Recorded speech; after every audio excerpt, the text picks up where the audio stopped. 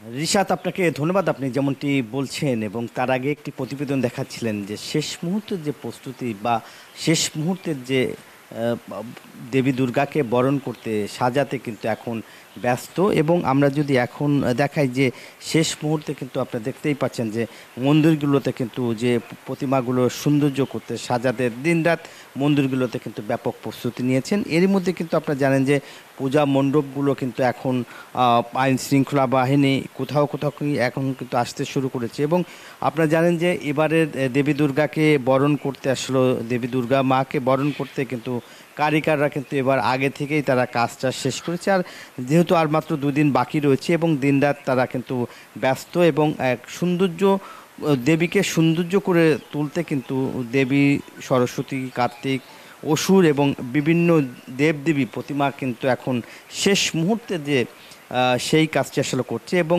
বাঙালিদের যে হিন্দু সম্প্রদায়ের যে উৎসব এবং ঢাকের ডোলে কিন্তু আপনারা জানেন যে মহাষষ্ঠীর মধ্য দিয়ে কিন্তু পূজা শুরু হবে। যেহেতু সাভারে কিন্তু আপনারা জানেন যে 214টি মন্দিরে কিন্তু এখন মোটামুটি আমরা দেখেছি পুরোটাই কিন্তু এখন প্রস্তুত। এবং যেহেতু ষষ্ঠীর মধ্য দিয়ে পূজা এবং বেল পূজার মধ্য দিয়ে কিন্তু শুরু হবে, সেই কারণে কিন্তু এখন পুরাপুরি প্রস্তুত রয়েছে। এই ছিল আমার কাছে সাভারের প্রতি দুর্গামা এবং দুঃসবের সর্বশেষ খবর।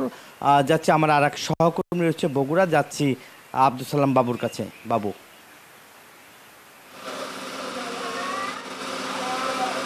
নাজমুল, আপনাকে ধন্যবাদ। বগুড়াতেও শেষ মুহূর্তের প্রস্তুতি চলছে।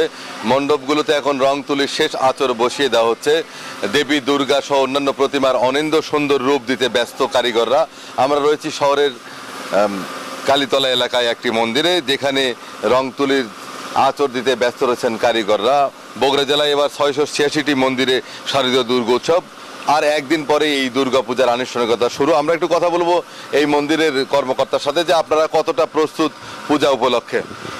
হ্যাঁ, আমরা মোটামুটি শেষ প্রস্তুতির কাজ চলছে আমাদের, রং তুলির কাজ। এরপরেই আমাদের রবিবার থেকে আমাদের ষষ্ঠী, আমাদের পূজার আনুষ্ঠানিকতা শুরু হবে। এই কাজ চলতেছে আমাদের। সবাই ধন্যবাদ। উনি জানালেন যে তাদের কাজ চলতেছে। জেলায় 686টি মন্দিরে এবার শারদীয় দুর্গোৎসব হবে এবং এর মধ্যে 104টি মন্দিরকে তারা অতি গুরুত্বপূর্ণ হিসেবে ধরে নিয়েছেন এবং সেই মন্দিরগুলোতে আইন শৃঙ্খলা বাহিনীর কঠোর নিরাপত্তা ব্যবস্থা থাকবে। সারা পূজা উদযাপন পরিষদ এবং পূজা সংশ্লিষ্টদের স্বেচ্ছাসেবকরা কাজ করবে। এই ছিল বগুড়াতে সর্বশেষ। ফিরে যাবে স্টুডিওতে রিশাদ। বান্ডেল থাকলে প্রতি সেনমানিতে টাকা বাঁচবে। বিকাশ সেনমানি বান্ডিল কিনে জিতুন প্রতি লেনদেনে।